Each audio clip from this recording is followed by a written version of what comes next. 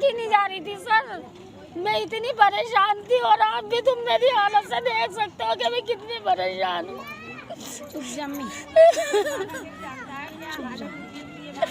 Sir मेरे साथ इंसाफ होना चाहिए, इंसाफ।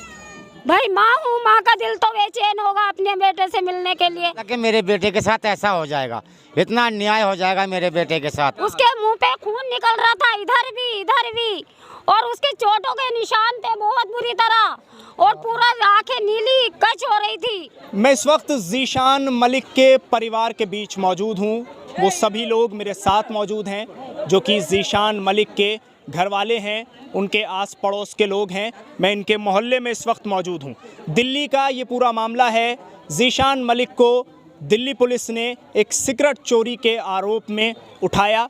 परिवार का भी यही कहना है कि हमने इस लिहाज से उसको पुलिस के हवाले कर दिया कि आगे बढ़कर कहीं बड़ी चोरियां ना करने लग जाए और कहीं बड़े वारदात को अंजाम ना देने लगे। लेकिन इस परिवार को क्या मालूम था कि एक सिगरेट चोरी के आरोप में पुलिस को सौंपना इनको इतना महंगा पड़ जाएगा। परिवार का आरोप है कि पुलिस कस्टडी में ज़ीशान मलिक की डेथ हो गई और ज़ीशान को मार दिया गया। ज़ीशान के पिता, उनकी माँ और उनकी दोनों बहनें मेरे साथ इस वक्त मौजूद हैं, जिनसे आज मैं इस पूरे मामले पर बात करने वाला हूं। मेरे पास सवाल बिल्कुल नहीं है कि मैं आपसे और क्या आपकी कंडीशन है उसको मैं पूरी तरह से समझ सकता हूं। आपने अपना जवान बेटा खोया है। मुझे इतना बताइए कि जब आप पुलिस को सौंप रहे थे एक सिगरेट चोरी के आरोप में, क्या उस वक्त लगता था कि ये उसके साथ हो जाएगा और ऐसा क्यों हो गया? नहीं लगता था, हम ऐसा नहीं लगता था कि मेरे बेटे के साथ ऐसा हो जाएगा, इतना अन्याय हो जाएगा मेरे बेटे के साथ। मैं तो सोचा था कि मेरा बेटा सुधर के आ जाएगा और अच्छा बन के आएगा मेरा बच्चा।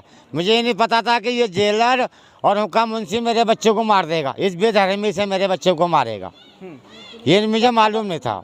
कितने साल का था लड़का? मेरा लड़का 19 साल का था। और आपने भी देखा मेरे बच्चे को, फोटो देखा आपने कि मेरे बच्चों को कितनी बेदर्दी से उन्होंने मारा है। ये तस्वीरें आप लोगों ने अपने हाथ में ली हुई हैं।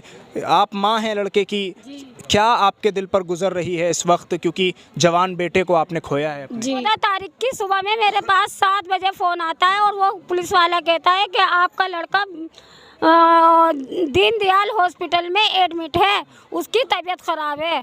तो मैंने कहा ठीक है सर, हम आ रहे हैं। 7 बजे मेरे पास फ़ोन आया, 8:30 बजे हम हॉस्पिटल पहुंच जाते हैं। तो हमने कहा कि भैया काफ़ी देर बाद हमने खुद ने फ़ोन मिलाया उनको और फिर वो हमसे मिलने आए। तो हमने कहा कि अब हमारे बेटे को लेके चलो, कौन से वार्ड में मेरा बेटा है। भाई माँ हूँ, माँ का दिल तो बेचैन होगा अपने बेटे से मिलने के लिए।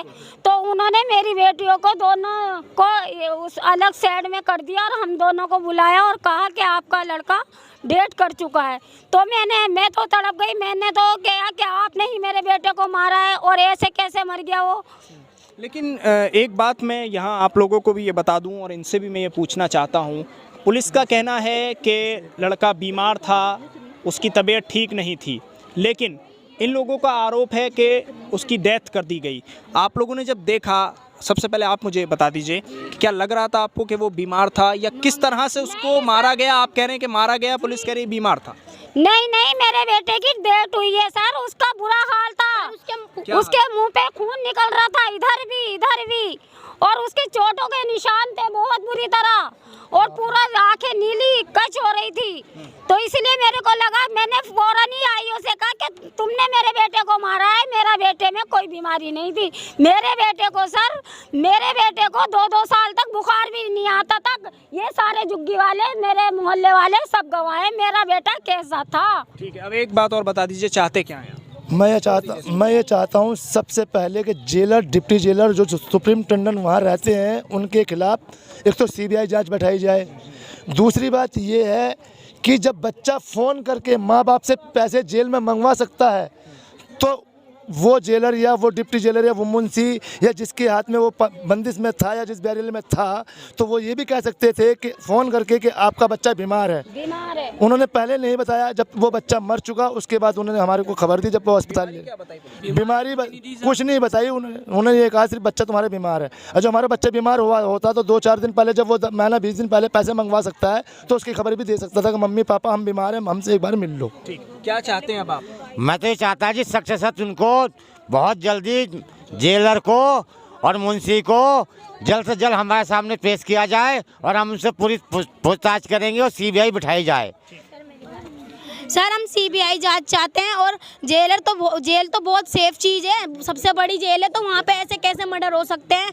और सर हम सीबीआई जांच चाहते हैं और सीसीटीवी कैमरोज की फ़ोटोज़ चाहते हैं और जेलर और मुंशी से बात करना चाहते हैं। ठीक है, तो ये जो परिवार है ज़ीशान मलिक का परिवार, जो कि इस वक्त अपनी बात रख रहा था। देखिए बेटा तो वापस आने से रहा, लेकिन इन लोगों का जो भरोसा है कानून पर और सीधे सीधे सीबीआई जांच की ये लोग मांग कर रहे हैं, क्योंकि इनको ऐसा लगता है कि पुलिस कहानियां बना रही है और कहीं ना कहीं जो चीज़ें सामने आई हैं, पोस्टमार्टम की रिपोर्ट भी अभी सामने नहीं आ पाई है, ना इन लोगों को दी गई है। तो ऐसे में परिवार को ये लग रहा है कि पुलिस कहीं ना कहीं इस पूरे मामले में कुछ छुपा रही है। बीमार कहकर इनके बेटे को मार दिया गया है, ऐसा परिवार लगातार कह रहा है। अब देखना ये होगा कि इस पूरे मामले में क्या सीबीआई जांच होती है और किस तरह से इस पूरे मामले की आगे कार्रवाई बढ़ेगी और कितने आला सतही और कितने बड़े पैमाने पर इस मामले की जांच होगी।